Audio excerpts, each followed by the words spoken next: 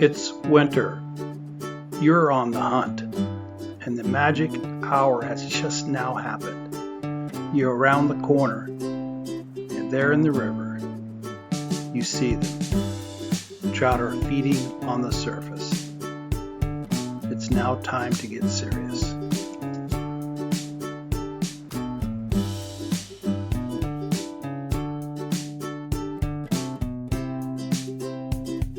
In the winter on many rivers, the midge is the only food source for trout that they can eat. Anatomy of a midge hatch is not so much a study of the midge, but more an understanding of the connection between the midge, the trout, and the angler.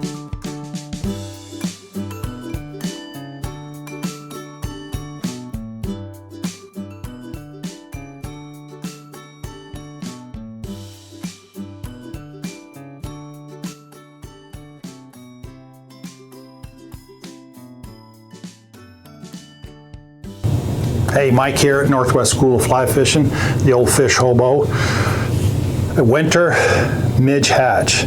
We need to talk a little bit about the anatomy of that hatch and how it works. The midge hatch itself is something that it takes all winter long, and it's going to be on our rivers, your rivers, my rivers, everybody's rivers, on some level throughout the winter. It is the only aquatic insect that is emerging or has a hatch all winter long. And as far as that goes, it can hatch all year long. So when we talk about hatch curves, this one goes like that and ends right here. A Midge Emergence would be straight line across 365 days. And it's the only food source for many rivers and many trout during the winter. And it's important that we kind of get into the anatomy of that and how that really works. And in particular, I can cite a river here on the border of Idaho, Oregon. Some of us are familiar with it. If you're not, it's the Owyhee River, and it's just outside Adrian, Oregon.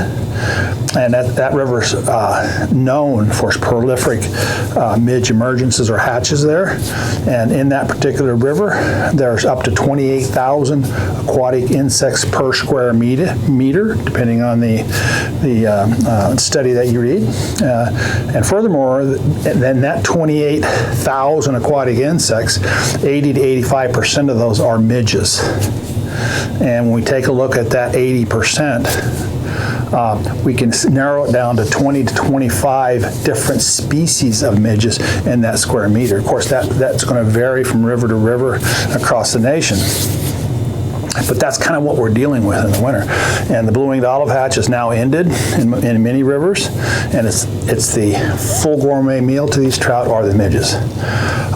And really what will determine an emergence or hatch is the sun. The sun is the clock that trout are governed by. And in the winter, our days are no longer like where I live. We have sunlight from 5 in the morning to 10 at night in Idaho. Well, right now, you can take that window right here, and the sun's only up for a certain part of the day. So if you just look at that vertical view right there, the sun's going to be right here, and that's the most active time of the day for midges.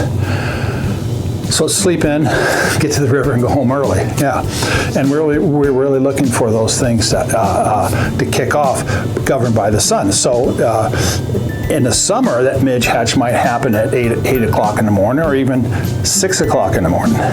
In the winter, on that same river, that hatch might be happening at 10 o'clock or 10:30 in the morning. It's that whole sun thing, and it's that way for a couple of reasons. Water temperatures have an effect on midges in the winter. That really cold water. It's like most things, even trout themselves. That hatch cannot work. You got to have a certain water temperature for those that consistent emergence. And it's the same thing with trout. When the water gets real cold, their metabolisms slow down and they just don't want to feed. Like grizzly bears or bears hibernate, and it's almost like that for trout in the winter. And the only thing that will get the midges to come up to the surface are the water temperature is getting higher. And it's going to make sense in a second. And how can we judge that? Well, a good rule of thumb is to be on a tailwater river, because the water coming out of that bottom of that reservoir is between 45 and 50 degrees. And that immediately is perfect water for trout and aquatic insects, in particular the midge we're talking about. And the farther down the river you go, the colder that water gets, and the colder water affects midges and it affects trout. So the simple thing to do when you're going to a tailwater river like the Owyhee River or many of these famous tailwater rivers is the closer you get to the dam, the more prevalent the midge hatches are. And you got to understand, midges have a complete metamorphosis.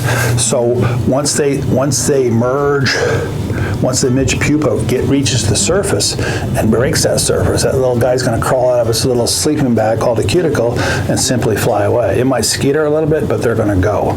Unlike a mayfly where they have to float down the river. They can't use their wings yet. A mayfly has an incomplete metamorphosis. It has to finish its metamorphosis. Well, midges and caddisflies have complete metamorphosis, and boom, they're gone, and they leave the river. And that means a lot to us when we start talking about the logic of an emergence. So when we see a midge hatch or an emergence on a river, what you're going to see are a lot of fish rising. They're just like the video will show you. They're just up like this, and they're filling their bellies. And you're going to see, you may see midges skirting around the edge of the water and on shore, but you're not going to see any, or very few, if any, adult midges on the water because they leave. So a typical sign of a midge emergence in the wintertime is fish rising, but you can't see any adults on the water. So we're seeing a lot of fish feeding on the surface, but we can't see what they're eating. For example, if it's a late winter or early winter blue-winged olive hatch, well, you see blue-winged olive floating on the water. And it's obviously not a midge hatch. So you're going to see these rivers where they're very calm, and you see fish rising everywhere, but you're not going to see any midges on the water. It's a clear sign that that's a midge hatch. And the opposite of that is a midge egg laying event, where they come back and lay their eggs. Here you're going to find midges skittering all over the place across the river, and you're going to see fish just taking them in as fast as they can eat them. They'll eat them. But that's a complete, totally different thing. So for a midge hatch or an emergence, I want to be using a midge emergent pupa. I want to be using a midge emerger, because there are no adults on the water. They're just crawling out and skitter and fly. So I want to imitate that movement up, crawling out, and gone. And we can do that with various patterns. What I don't want to use during a midge emergence is an adult midge. And we got tons of them out there. And it's the reverse. When I'm at an egg laying event where there's midges everywhere, I want to make sure that I understand that's an egg laying event and not an emergence, and therefore I want to use the dry fly or the adult midge. And really what confuses us, it's called a trap. It's called the Midge Trap. What a Midge Trap is when you see midges all over the water and you see fish eating them, you tie on this neat little midge pattern you have, and you cast it out there and you start catching all these fish. You go back to shore and your buddies, and you tell them, that was a great midge hatch, man, great midge hatch. Well, you fell in the trap, because when you go to a real midge hatch, you're going to tie on that same fly that you use to catch fish during a midge emergence, during an egg laying event, and you're now casting a fly that you use on an egg laying event when you're casting out to fish just emerging from the surface, and you're limiting your ability to catch fish. So an egg laying event, you want to use the dry, and on emergence, you want to use emergent midge pupa. So that avoid that trap. And if you get nothing else out of this video, this is important for you to do. Now, the average size in the United States of a midge on a river is size 20. That's the average. And I certainly cannot recall one river over there that I fished in Idaho where they're bigger than a 20. And they can go all the way up to size 26. And the last 4 or 5 times I've been on a river in Idaho, all different rivers, casting to feeding fish during a midge hatch, I'm using size 24. And the error we make in a midge hatch is we're always casting the wrong size fly. So size is very, very critical. Once you determine that is a midge hatch you're seeing, and you're bound now to match that with an emergent midge pupa pattern, then size becomes critical. So if you're going to try to match the size, it's always better to err on too small than too little. So keep that in mind. And then for the most part, you need to have a really good selection of midges. Here in the Northwest, you're going to get a blue-winged olive hatch from a blue-winged olive and a a blue-winged olive and a midge hatch. You're going to get that from starting in early October all the way to May. That's 7 or 8 months.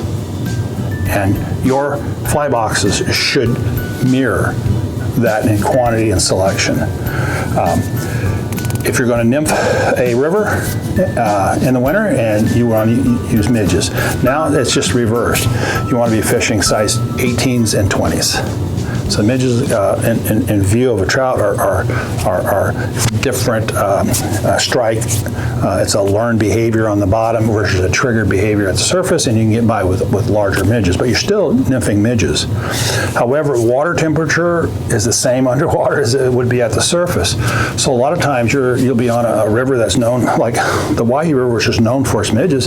You get there and there's absolutely not a single fish at the surface all day. It could be, especially when we get this real cold snaps come in and there's no sun, you won't have a fish at the surface all day, and you won't catch them nymphing all day either. It'll be very, very difficult. It's not until when that sun comes out in that window and the water temperature go up a couple of degrees where we see that activity again.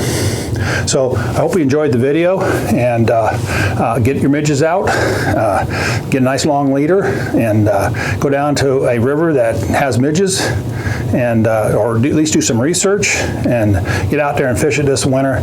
And when you're out there, hopefully I'll see you on the river.